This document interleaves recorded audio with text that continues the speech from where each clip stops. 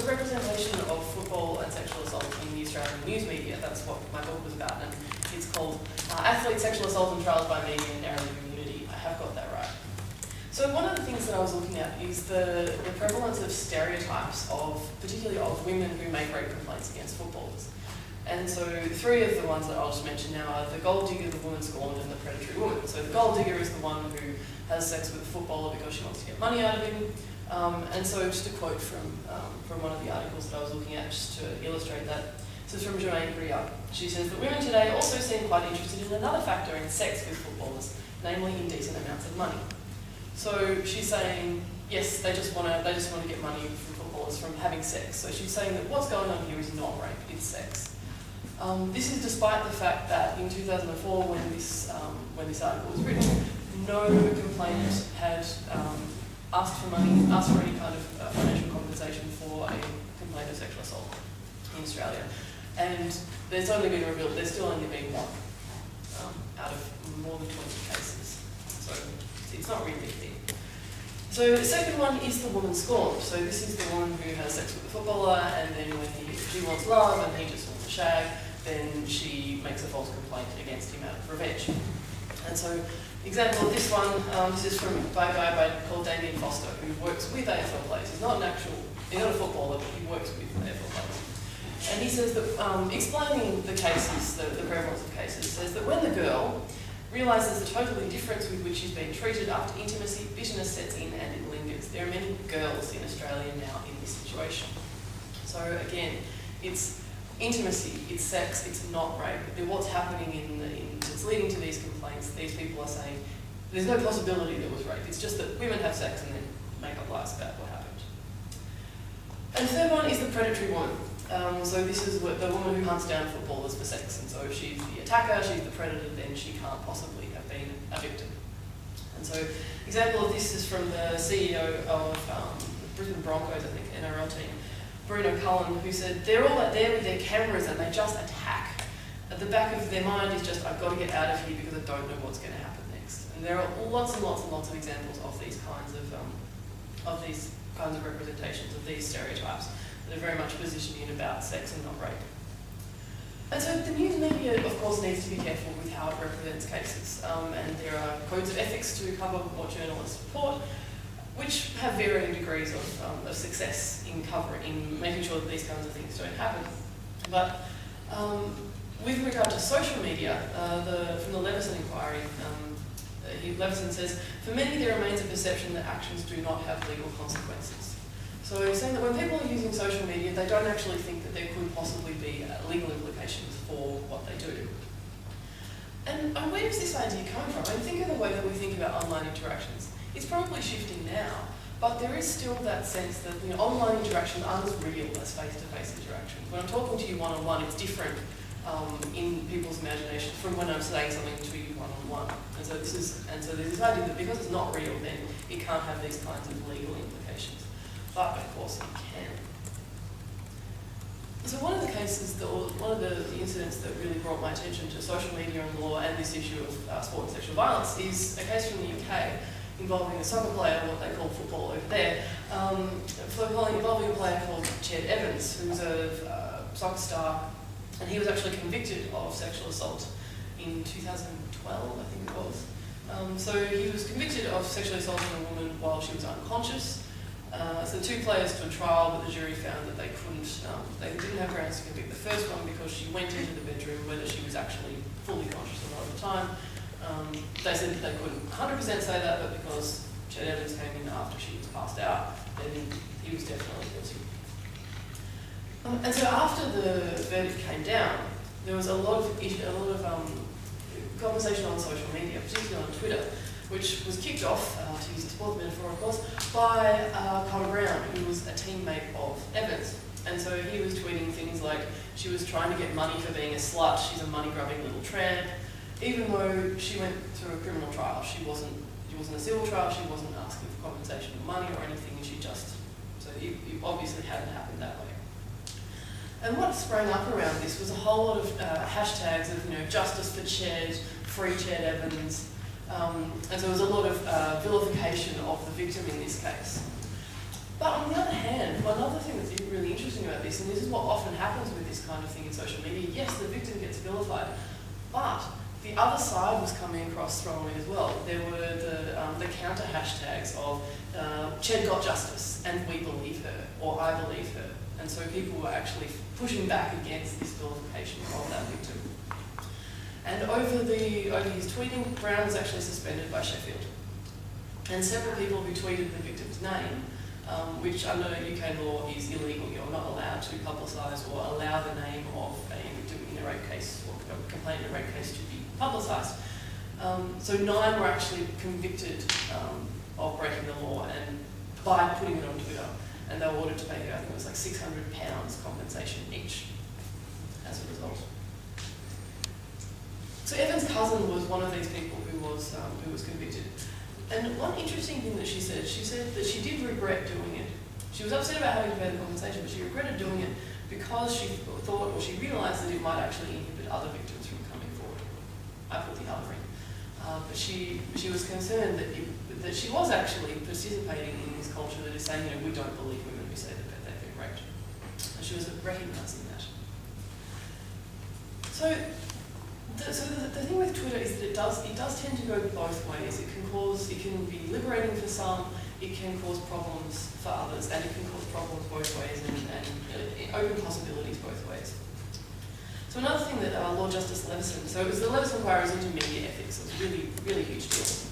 And he also said there's not only a danger of trial by Twitter, but also of an unending punishment and no prospect of rehabilitation by Google. So once stuff is on social media, it's there. Like you can still track down the Ched Evans tweets. They've been deleted from his Twitter profile, but you can still find all this stuff online now. It doesn't go away. And so Leveson's statement, it applies to people who've been convicted or who've been accused of a crime. All of the details about that process, what allegedly happened, is up online forever, but also for the victims. And there have been quite a number of rape cases where the perpetrators have been posting photos and videos of the actual rape and the victim who's unconscious on social media. So that's an ongoing trauma for the victim, knowing that her, and it has been a her in all of the cases, her image, her video in that traumatic circumstance has been posted all over the internet for the world to see. So there is a need for, as Leveson says, new creative solutions for law to deal with social media. But even sort of besides the way law actually dealing with these, it does, as I said, it does provide opportunities for victims as well. So there's another woman called Savannah Dietrich, who again, her rapists were convicted, but they accepted a plea bargain for what she considered to be an incredibly light sentence. And so the rapist's names weren't allowed to be publicised. And so she said, well, actually, that's not good enough. And she posted their names on social media, and then the defendant's lawyers were pressing charges against her, and she was looking at spending 180 days in jail for tweeting her rapist's names. And so she would be getting a larger sentence than the actual rapists had. So fortunately, when there was such a backlash, again via social media, they dropped the charges. And they said, well, I can't remember the reason that they gave, but it probably had something to do with the fact that it wasn't going to look terribly good trying to send the woman that you raped to jail. So what I've been talking about here are examples of people using social media after a trial, so things that can't actually impact the outcome. But the idea of a trial by social media is one that is posing some challenges for the legal process, and law is trying to come up with ways to deal with. So the idea of a trial by media, you might have heard of the Lindy Chamberlain case in the 80s. So it's when a criminal case has effectively been conducted through the media. So it's all via social media before a trial has happened. And usually the concern is that it's going to be the accused person who's already been convicted. And so this was how it was the Lindy Chamberlain case has been discussed, that she was already convicted in the media, and therefore that influenced what happened at the trial and why she was convicted.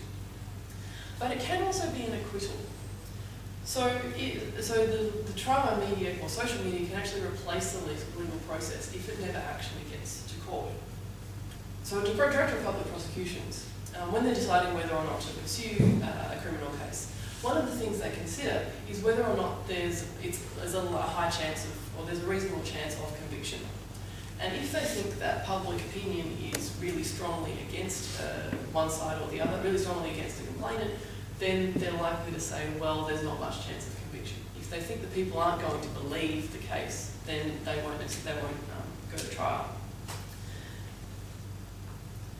And if the cases do go to trial, you might notice that there's often a really big gap, particularly between when the incident happens and when it actually goes to trial, particularly if the accused has been released on bail, just to give time for all of the media hype to settle down. So the news media basically goes silent, and it can be for a year or two, depending on how long the legal system thinks that it needs for people to forget what had been said at the time in the media. Of course, this can't deal with social media. We can, journalists are accountable, but you and me and Susan blogs down the road, what we do on Twitter or Facebook can't be monitored and can't be held accountable to that degree. So an example of where social media was actually becoming an issue for the legal process was in the case of Jill Meagher. So yes, there was a Facebook page set up to help find her, which was very helpful, and so people were able to share information, and that's how social media is supposed to work, doing good things.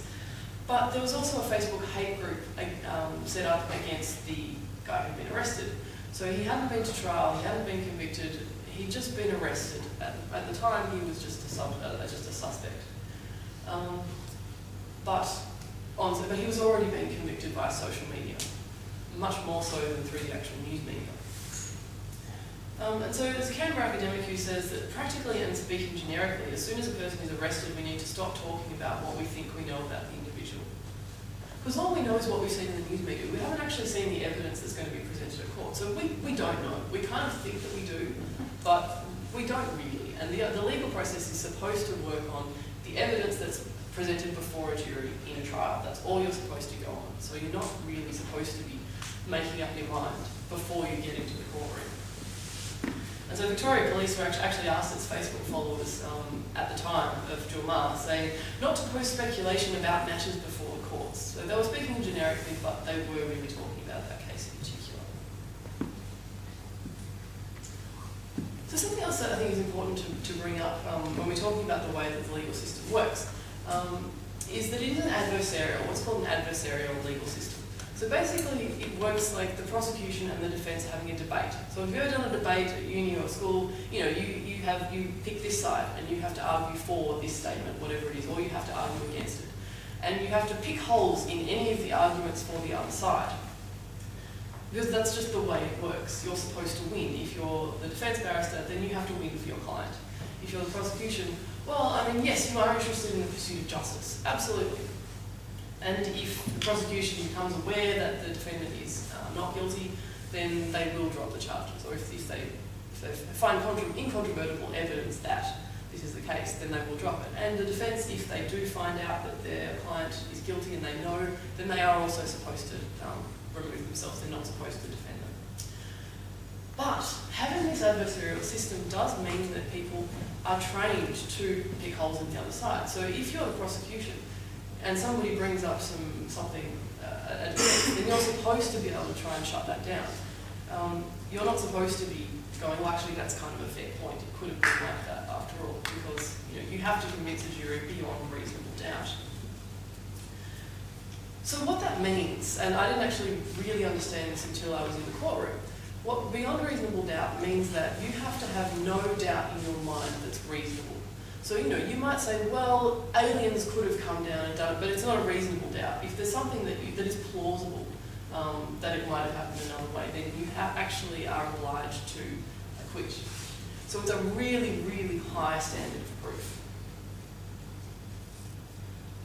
And so the way that the trial works, it is somewhat similar to, US legal dramas, if you've seen any of those. So the prosecution begins, they introduce their witnesses.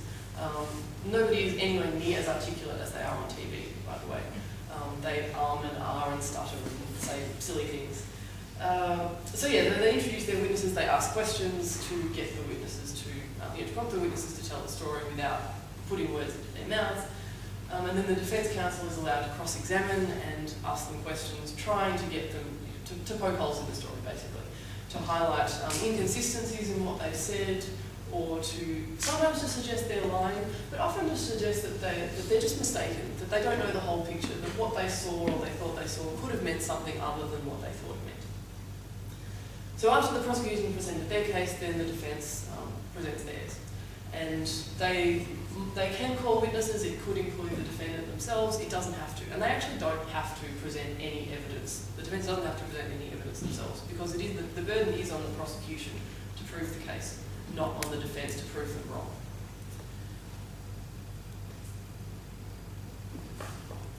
Okay, so all of this happens in the courtroom. And then we have the jury. So we have the jury of 12 people, and how juries are supposed to work in an ideal world. So they're supposed to be people who have no specialist knowledge of the law or anything relevant to the case. So anyone who's gone beyond first year law is automatically ineligible, and they're looking for a cross-section of viewpoints. So not looking for just one particular group of people, they're trying to get a range of people sort of representing the population. So the jury is directed to ignore anything they've read or heard about the case. So when I was saying before, about what we do on social media or what we see in the news, we're not supposed to consider any of that in the jury room. And so you're presented with evidence from both sides, you're presented with the prosecution's case and the cross-examination from both sides, presented with any defence witnesses or anything, and you're supposed to make an impartial judgment without drawing on any kind of specialist knowledge.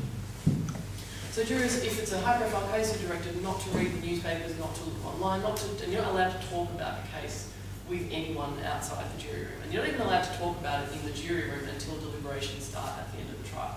So even at lunch, that's why we're playing because you're not supposed to be talking about anything that you've heard until the very end, until you've heard everything. And so the juror of the year here is the one who takes notes, who takes copious notes throughout the trial. They're studious, they're civic-minded, they're all about doing the right thing and making sure that this legal process happens the best way it can. And I mean, when I was on the jury, yes, most people were fairly civic-minded, and they were there, were aware that they had an important job to do.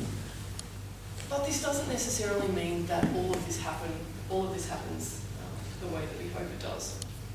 And so in the way that the legal system assumes that if evidence is introduced in court that is inadmissible, that you aren't allowed to consider when you're making your decision, that the jury will ignore it. So Justice Weinberg, who's an important judge, says that it must be assumed that the jury will obey any directions given by the trial judge as to how any material that is potentially prejudicial can and cannot be used.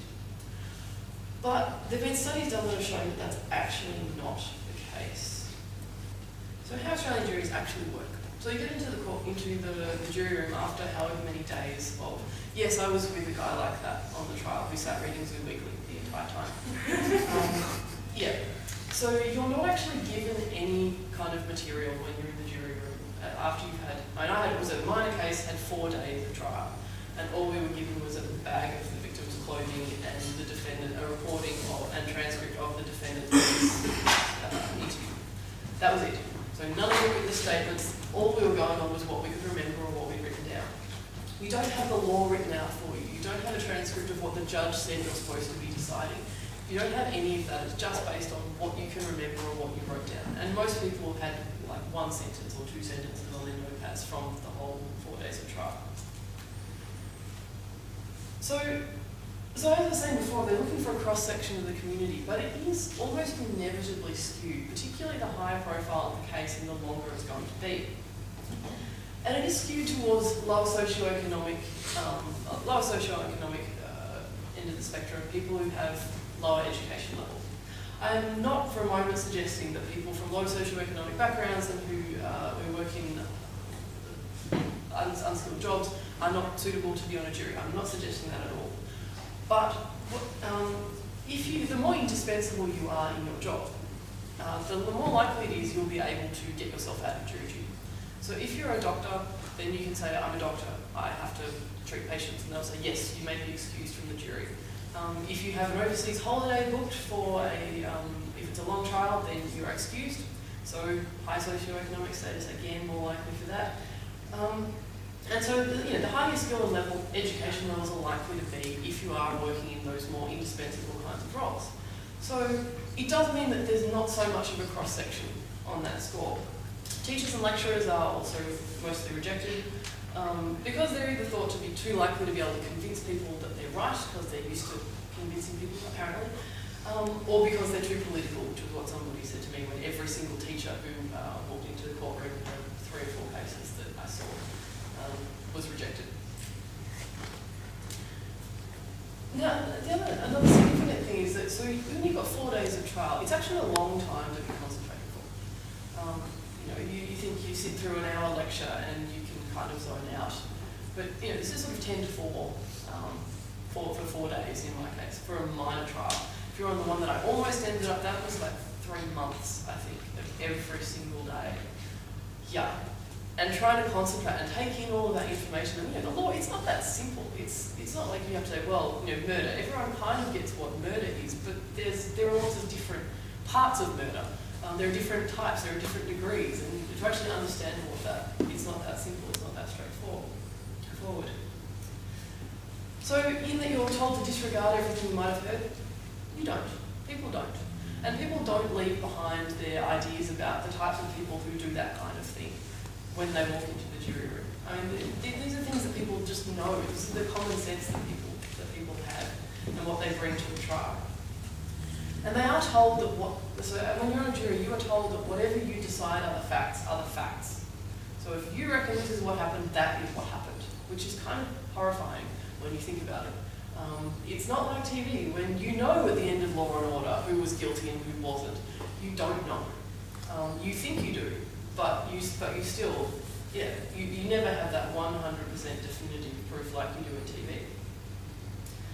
And so in the case of a trial by media or a trial by social media, that kind of influence is likely to last. So I mean, no matter how much time you've got, people are always going to remember, oh yeah, that was that case where that guy killed his kids. This was the case I didn't end up on, so I'm allowed to talk about. People remember it in that way. So they're always going to be bringing their memory of the trial by media into the courtroom. So you might have noticed, if you've been following the ALC 201 hashtag, I tweeted on Friday night, a report on juries and social media, which is quite long, but it's got some really interesting and useful things about the role of juries and social media. So there's the possibility of people using social media to disseminate prejudicial information. So people can and have done that, just tweeting out things that haven't been revealed in court. This might be people who aren't involved in the trial, it might be people who are, who want that kind of thing to be public knowledge. And the idea of prejudice, like it's defined as, it's hard to define because, I tweet one thing out and, my 50 followers or whatever, it's not really the most influential kind of thing ever. But when it can be cumulative, so I tweet it, and then not that I've ever done this or I'm ever likely to, but if I tweet something and then somebody retweets that and there are 100 people who are all tweeting this particularly prejudicial thing, then well, who started it? And what is the sort of breaking point for something actually being qualifying as prejudicial? And so the law that applies to this is the idea of sub judice contempt. So it's according to the Victorian Government Solicitor's Office, the common law offence of publishing material which has a tendency to interfere with the administration of justice while proceedings are sub judice. So that is while they're under a judge. So you might have heard about the case where a juror was dismissed for posting on Facebook, hey, I don't know what to decide in this trial, do you reckon I should say guilty or not guilty? And there was actually another case in the US where the conviction was overturned. So a guy was convicted of murder and was overturned on appeal because a juror tweeted non-specific things to do with the trial while it was going on. So he was tweeting things like, back in court again, coffee here sucks. And something that was a very vague thing that could have had something to do with the trial, but he said it was lyrics from somewhere that was completely separate. And he also tweeted, it's over, an hour before the jury had actually reached their deliberations. So he wasn't actually putting anything out there that was prejudicial, but he was just using social media, and so they're like, no, that's prejudicial, you're not allowed to talk about it. He wasn't committing a crime, but it was something that was, they thought, interfering with the legal process. So where this is coming, where all of this anxiety about social media use by jurors is coming from the idea that it must be decided only by the jurors who have heard all of the evidence. So if you talk to somebody about it who's seen something on TV or they don't know everything, then that's an influence. It's an undue influence. It could potentially be on you if you're talking to somebody else about it. So there's also the issue that with digital media, it's much easier to get information about a case online. So jurors can quite easily hunt down information that they shouldn't know, that they're not allowed to know, legally speaking, just because they want to know more about the case. Of course, this is highly illegal, and you can go to jail for doing that if you are a jury and you're trying to find things out about the case that you shouldn't know, or you can at least be fined, and the jury will be dismissed. But there's also an issue with the idea that material is considered to be published each time it's viewed or downloaded. So you can upload something in 2012, but then somebody looks at it in 2014 during a trial. Well, have you been posting prejudicial information therefore while the trial is going on, even though you didn't post it there, but it's considered to have been published when that person downloaded it. So it gets a little bit rubbery there as well. So this is a case, this is in the US, so the system is slightly different in terms of how juries work. But boxer Mike Tyson in 1992 was convicted of rape and sent to jail for 6 years, only ended up serving 3. But one thing that happened is that the defence lawyers actually tracked down all the jurors. This can't happen in Australia, so don't panic if you're ever on a jury. It cannot happen. But the lawyers, they tracked down the jurors and to give them the evidence that had been considered inadmissible at the trial. And so a lot of the jurors came out in the media saying, well, if I'd known that, then I would have said not guilty. If I'd known all of this stuff that was kept from me. But there are good reasons for not allowing some kinds of evidence into trial. Sometimes it's about protecting the complainant, for example, in a rape trial. So you're not allowed to ask questions about sexual history. So it's not considered relevant. It's not relevant whether the complainant has had sex with anyone before ever, to whether or not they wanted to have sex that particular time. And so the reason those kinds of things are considered inadmissible is because of the popular prejudice against, sluts. Well, if she said yes to him, she must have said yes to him as well. It can also be about protecting the accused perpetrators as well. So you're not allowed to let the jury know about prior convictions, because they're more likely to say, well, yes, if he stole a car, then if she robbed that bank, then she's going to have done it this time, even though that's not actually the facts of the case at that time. So it's considered that that's unfair to the defendant. But ironically, it's called the ironic rebound effect. When a jury does find out about something that is inadmissible, then they're told that they're not allowed to regard it, that they're not allowed to consider it, they're actually more likely to give it more weight. So there have been studies done that have shown that jurors pay greater attention to prejudicial information when directed to suppress that information than if no direction has been given. Because there's that sense that it must be important. If I'm not supposed to know about it, it must be really important. And so there's all of these even greater possibilities for prejudice against the complainant or an accused. And social media is sort of amplifying this. So Green and O'Leary actually suggest that the solution is judge-only trials in this kind of case. They go that far as to say that a jury cannot possibly be uncontaminated in the digital world that we live in. So that's debatable, and it's not something that's gone into law whether that is the case. But it is something to think about. That is it so extreme, this digital society that we live in, that we can't escape this kind of prejudicial information?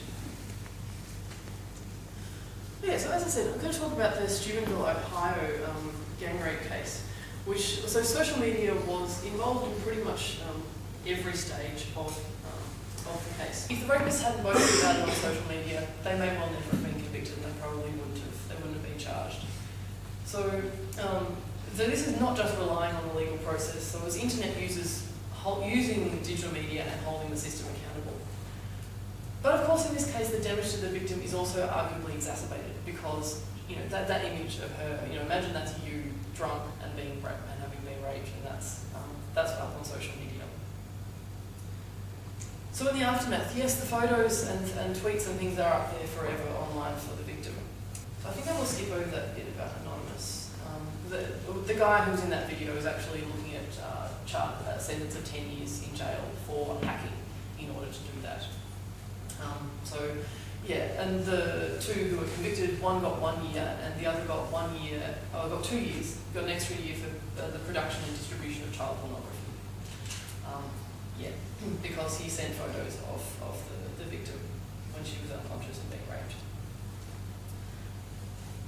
Okay, so following on from that, issues in sexting.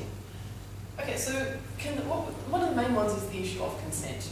This is something that the law has yet to deal with. So the difference between consensual sexting and abusive or exploitative sexting. The moral panic about children, particularly girls, engaging in things that are to do with sex. The fact that it has been treated as child pornography. The tendency to blame victims in these cases. And also the issue of consent to receive images, which hasn't really been dealt with at all yet. So consent means free agreement. So this is the difference between sending your boyfriend or girlfriend a picture of yourself and then sending it to somebody else without your knowledge or consent, or sending it to the whole football team, as has sometimes happened. But people have been prosecuted for consensual sexting, particularly when they're underage. There's the idea that we need to protect minors. But what are we protecting them from? So where these laws are coming from, well, they're sort of related to laws around sex, but they haven't yet been applied in that circumstance. So legally, minors are not considered capable of consent. Whatever you think about that, where the law is coming from is that it's statutory rape if you're having sex with a minor who is more than 2 years younger than you are. So if you're 17 and you're 16 and they're 14, then you're fine. But if you're 17 and they're 14, then you're not. And so the reason for this is that consent isn't necessarily informed. So, if you say, would you like to play a special game that grown-ups play to a very young child, then they don't necessarily know what it is that they're agreeing to. And so there's just this presumption that an adult understands sex better than a child, and it's about protecting the child from exploitation. And so the 2-year gap thing is about minimising a power imbalance and saying, well, if there's that small an age gap, you're likely to have to be at similar stages of development, mentally, socially, emotionally, all that kind of stuff. It's an imperfect measure, of course, but this is where it's coming from. But in the case of sexting at this point in time, minors are considered unable to consent to taking a picture of themselves naked or sending it to somebody else, because that's considered the creation of child pornography, and there hasn't been any, and distribution if you send it to somebody else. So underlying this is the presumption that children, particularly girls, should not be sexual. That's just kind of wrong. And if you think about it logically, in saying that somebody doesn't have the right to take a photo of themselves naked, then they don't actually have rights to their body, full rights to their body. There are limits to things that they can do with it even by themselves. So child pornography law and sexting, it is a slightly awkward fit, because pornography laws or child pornography laws are about protecting children from exploitation by adults. It's a presumed adult audience, and the children are being used for an unknown adult's gratification, whereas sexting has a lot of different meanings. You might be sending it for mutual gratification if you're sending photos to each other, or just to pleasure somebody else, give them a kick in their day. It can be a form of flirting or making sexual contact without actually physical proximity. There are all kinds of meanings that it can have that are just not the same as what child pornography does. So I'm not saying that everything's absolutely fabulous, do whatever you want, but it is a different kind of thing. But the new sexting laws in Victoria are actually solving a lot of these problems. So consensual sexting is no longer going to be criminal if these laws pass. And laws are going to address the issues of consent and malicious intent and threat to publish images without consent, because this is another issue that the law hasn't been able to deal with yet. So if you say, well, if you don't do this for me or do this for me, then I will post that photo of you all over the internet. And so then you'll be humiliated if you don't do what I tell you to. So the same laws will still apply to adult child sexting, so like statutory rape laws, this is the idea. But consent to receive images hasn't been addressed at this point. And what I mean there is, you don't necessarily want to get a picture of somebody's wank. That does happen sometimes, and usually that way that it's the unconsensual sexting is usually what happens that way around. So we haven't figured out how to deal with that one yet. Like whether it could be considered a form of harassment. I mean, if you took your clothes off in front of somebody when they didn't want you to, that would be a criminal. It would be a criminal offence, like flashing. So the last thing I want to talk about is the warnings and the way that people are addressed in these issues of sexting when an image is used in a way that the person who created it or the person who the image is of is used in a way that they didn't want to. And it's usually that teenagers, and particularly teenage girls, are warned about the dangers of sending sex of yourself. So this is where the discourse is at. This is where it's, don't sext. It's out there forever. You don't understand what could happen to that image of you. It could end up somewhere else. So there's this sense that underage girls particularly don't understand the dangers. But I would argue that that's kind of, it's a very paternalistic kind of approach. And what it fails to consider is that it's not that people don't understand. It's that they're actually trusting somebody. So they're trusting somebody with an image of themselves, like they do with all kinds of behaviours. And sometimes that trust is misplaced. And so we've got this, what we're seeing is this warning against the victims to protect themselves against perpetrators, rather than targeting the people who are distributing images without people's consent and going, that's really, really wrong. Don't do that to people. It's harassment. It's like pulling somebody's clothes off in a public place. You can't do that. And doing it, every day for the rest of their lives, for their life. So, and it is a form of victim blame. So, and you can see this with the Jennifer Lawrence photos. It's seen as a scandal. It's not seen as a crime or an assault or an attack, which is what it actually is. She hasn't actually done anything wrong by taking a photo of herself or having a photo of her taken. But the way that it's talked about, the way that people think about it is, well, you should have known that if you have a photo of you naked anywhere in cyberspace, then it could end up everywhere.